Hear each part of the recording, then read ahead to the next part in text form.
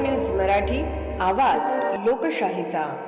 विटा शहरात आरोग्य सेवेचा विश्वासार्ह आधार आदिती मल्टी स्पेशालिटी हॉस्पिटल संचलित बंडगर हॉस्पिटल विटा, महात्मा फुले जन आरोग्य योजना, आयुष्यमान भारत व बांधकाम कामगार योजनेअंतर्गत शस्त्रक्रिया आणि उपचार पूर्णपणे मोफत, हाडांवरील सर्व प्रकारचे ऑपरेशन्स, वेदना निवारणासाठी ब्लॉक इंजेक्शन, डायलिसिस, मूतखड्यावरील सर्व प्रकारचे ऑपरेशन व उपचार, जनरल सर्जरी, अपेंडिक्स, हर्निया, मूळव्याधवरील ऑपरेशन व उपचार पूर्णपणे मोफत। सावरकर नगर, खानापूर रोड, विटा। संपर्क आपल्या स्क्रीनवर। सांगलीहून पुण्याकडे निघालेल्या ट्रकमध्ये चिरमुऱ्याच्या पोत्या आड लपवून तब्बल 18 लाखाचा प्रतिबंधित गुटखा वाहतूक केला जात होता।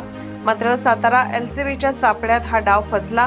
सातारा शहरानजीकच्या नागोठाणे परिसरात स्थानिक गुन्हे अन्वेषण विभाग अर्थात एलसीबीने मोठी कारवाई करत प्रतिबंधित गुटख्याची अवैध वाहतूक उघडकीस आणली आहे। मिळालेल्या गुप्त माहितीनुसार सांगलीहून पुण्याकडे जाणाऱ्या एका ट्रकमधून मोठ्या प्रमाणात गुटखा आणि पान मसाल्याची वाहतूक होत असल्याची माहिती एलसीबीच्या पथकाला मिळाली होती। त्यानुसार नागोठाणे येथे सापळा रचण्यात आला।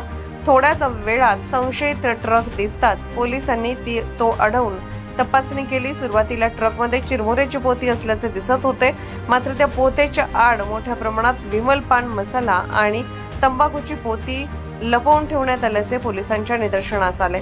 या कारवाईत 17,62,940 रुपयांचा प्रतिबंधित गुटखा आणि पान मसाला तसेच 7.5 लाख रुपये किमतीचा ट्रक असा एकूण 25,15,940 रुपयांचा मुद्देमाल जप्त करण्यात आला आहे। या प्रकरणी मच्छिंद्र आकाराम कांबळे वय 54 राहणार बुधगाव तालुका मिरज जिल्हा सांगली याला पोलिसांनी ताब्यात घेतले आहे।